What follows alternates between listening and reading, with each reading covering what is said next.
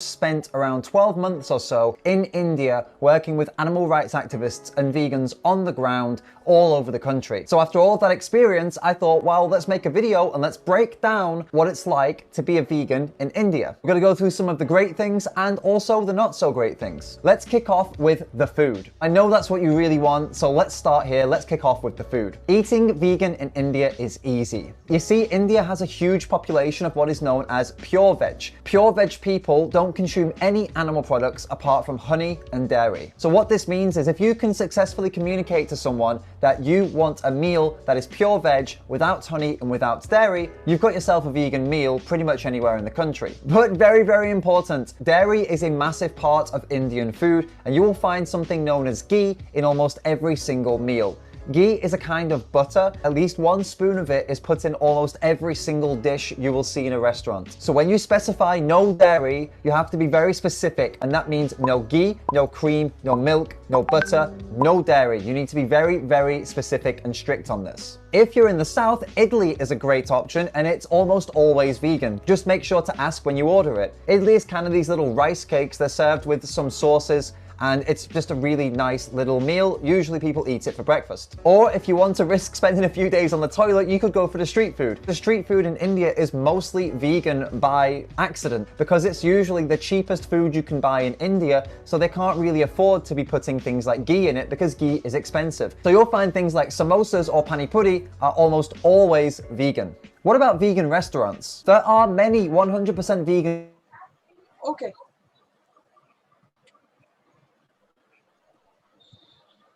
Hello. Hi. It's the 22nd of October, and we are back with today's bulletin for the Global Vegan Business Expo, which begins on the 30th of October to the 1st of November, which is World Vegan Day. Here we have Dr. Rupa Shah, who's the founder of the Global Vegan Business Expo, and also the founder of Compassion Magazine, which is hosting the event. So we're just a few days away, and we have 2 very special guests who will be present at the expo. The first is David Rams, who's right now speaking to us from Berlin. He's an animal advocate, and we also have Nayomie Prasad. She's a climate change advocate, and she will be bringing a lot of interesting facts at the expo. So hi, David. Hi, Nayomie. Glad to have you here. Yeah. Hi, glad to be here. So let's start with you, David. I mean, you've been to India, and you've also been all over India, and you've also been with Kuntal Joycer. I've seen some photographs. You've been trekking with him as well. Yeah. So you've had a very lot of experience with Indians, and I think you've led many vigils here with UFC. So tell us about how you became a vegan, and what were the challenges you faced? I was raised a vegetarian in England, which I know is very common for India, but it's obviously not very common in England. So I was quite fortunate to be raised with some idea of ethics and morals. And my mum didn't know about the dairy industry. She didn't know about the egg industry at that point. But once she found out, she went vegan before me, about 5 years before me. And I became vegan about 11 years ago, sometime after my mum. So my vegan story is not too exciting. It's not too thrilling. I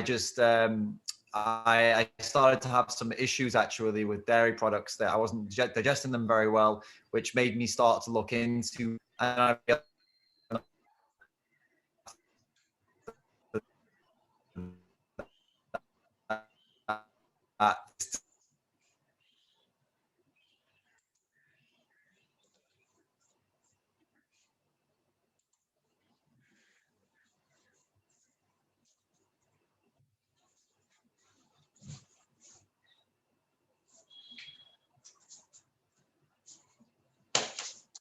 You always make sure that you make it work.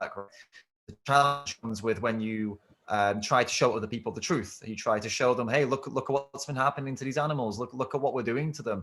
That's the challenge, because people tend to reject it, reject you at times. You know, a lot of people have trouble with their friends and family. So I'd say I think that's the biggest challenge for most of us is not being vegan. It's other people's problems with you being vegan. I would say, yeah. Very true. Very true. And coming to you, Nayomie, do tell us about how you became vegan and how you got so involved with the climate change? So I went vegan, I think about 9+ years ago. And I knew what veganism was. I was sort of dancing around with, going vegetarian, going back to meat, going vegetarian, going back to meat. And at this point, I've been vegetarian for about 1.5 years. And then I ended up watching a Gary Yourofsky video. And it wasn't so much what he said, it was just the clips of what was done to cows. And dairy was basically the last thing I was consuming. And that really just did it for me. I was like, you know what? I want nothing to do with this. I don't want this on my hands, on my conscience. So I literally decided to go vegan overnight at that point. But I knew what veganism was 10 years prior. It was fairly easy because I think once you make a decision, as David said, once you make a decision, you just make it work. You just have to have a very, at least in my case, all it took was a very clear decision in my head and a commitment. And then everything fell into place with respect to diet. But what brought me into activism, again, as David pointed out, people are strange. So every time I went out to dinner, I would say, you know what, you don't need to cook me anything. I'll manage, or I won't eat, or I'll bring my food in from home. And that wasn't acceptable to a lot of people. They felt the need to have a discussion with me and talk me out of being vegan because it was so silly and it made no difference. And so while having these conversations, because I like to kind of know what I'm talking about, at least I like the feeling I'm talking about. So I went, researching.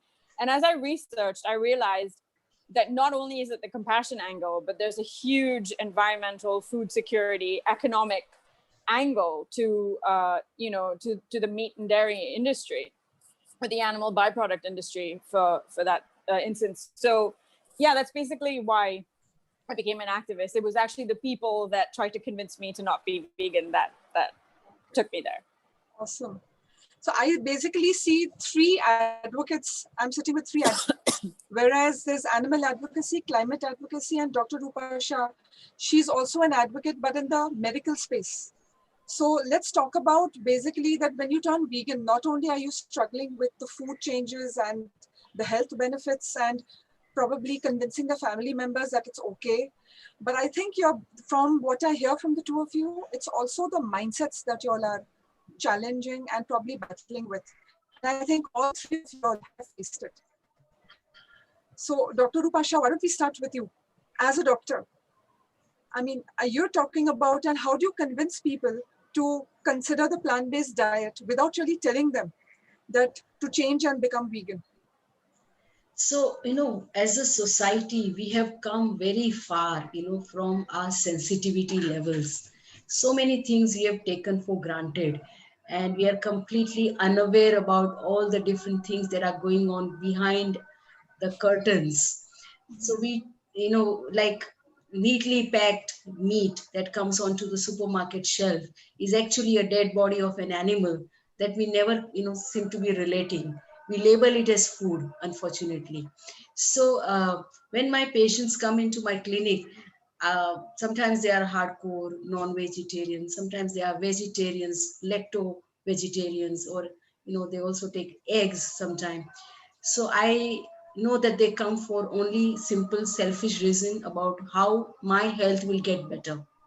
So fair enough, I start with that point, and I just trick them into saying that let's do it a 30-day trial and let's see how things go. But then the 30 days do the magic, because I have told they will do it. And when their blood sugars start coming down, when they start losing weight, then they, their blood numbers are so much better and they start feeling very energetic. Then after a month, also they understand that this is doable, this is easy, and this is beneficial for their health. Agree. Now they come for their selfish reason as the first step. But after 2 or 3 months, as I keep asking them questions, are you missing anything? Do you want to ask me any questions? So once in a while, someone will come up and say, can I have fish sometime or something? And then at a right point, I introduce the compassion aspect of it. And then I explain them that if you can get so much better health-wise, why do you want to put something in your stomach which is not good for your health? and you make the connection that this animal is not our food. So then it becomes easier. So of course, for anyone to become vegan, there are several entry points. This is the health entry point. There are sometimes people who watch a single movie like Earthling and overnight they go vegan. Usually I find youngsters are like that. Sometimes you watch a single video of dairy, cruelty in dairy industry, and next day you want to give up. In the country that we live in, India, dairy is completely interwoven into our culture, our festivals, any good occasion, there's dairy in it. Like, he was mentioning, David, that there's ghee in everything. So I agree. But when you put various aspects together, particularly the health aspects, so that's my specialization, that I am asked three questions very commonly. Number one, the ghee must be really good for health. Maybe I will not have milk, but I'll have ghee. I said no. Then they'll say, oh, we must have, milk for calcium. That's the second one. So that, and the third one could be, oh, I must take, eggs for protein because I'm into the gym or something like that. So these are the commonest questions, the myths that I help them. Once that is done, when the health improves, then the rest follows. But I would say that let's not even discuss the entry point. Finally, all of us are meeting in the center at the same point. That is, on this planet, we are all fellow travelers. We all should live in harmony.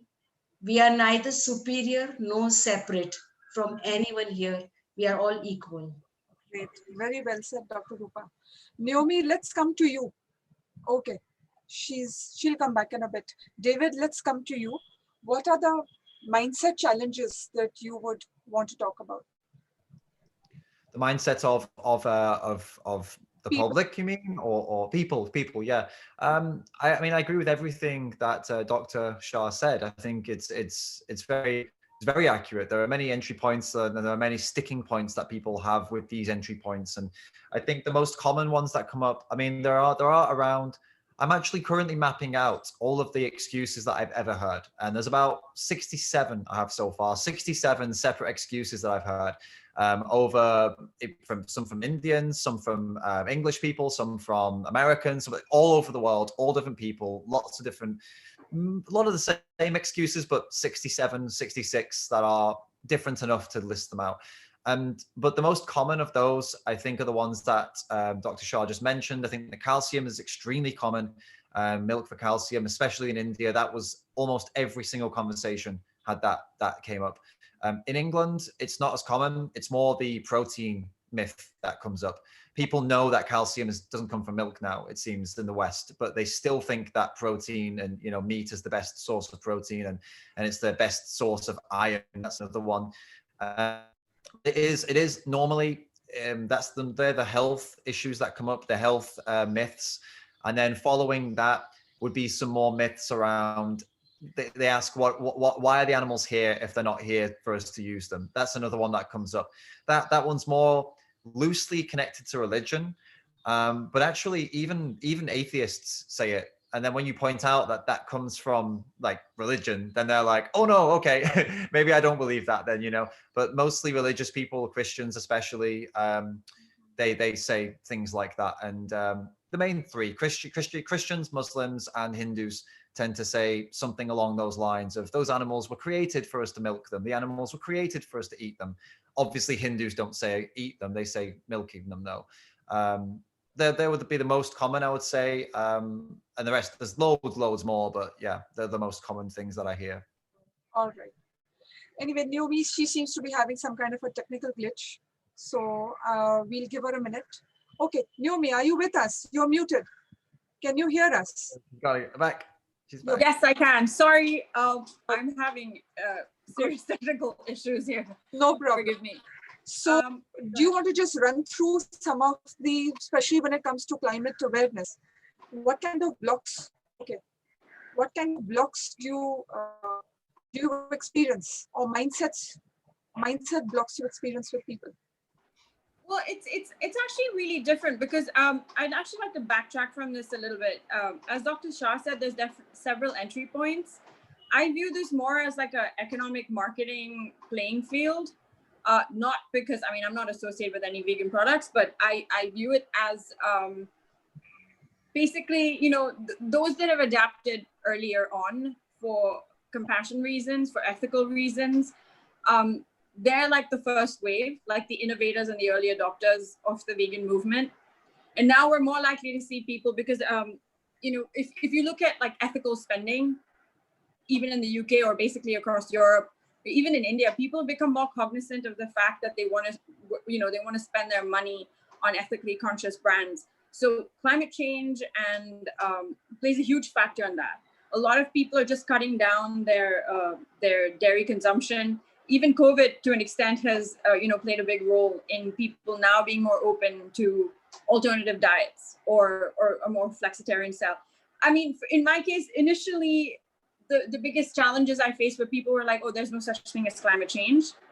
So it was there, and now people are more and more people are accepting that climate change is a thing. So then there's discussions on the science of methane and, you know, nitrous oxide and what have you. But by and large, people are actually accepting that that there is some connection. There is a new movement that people should be aware of called the regenerative farming movement, and or they're calling it eco-agriculture. And there's actually two sides to this. One side is where people are talking about using biochar and you know, natural organic methods to increase carbon uptake in soil. Whereas there's a huge group that are talking about free-range cows and free-range beef, and using animals symbiotically, but also still keeping them part of the dairy and meat industry. So they're using free range as an excuse to say that you know, the consumption of dairy and beef is not really bad for the environment. So this, I mean, most of the scientists I've talked to about this actually don't agree that this is really the case. But that's for another for another day. All right. Okay.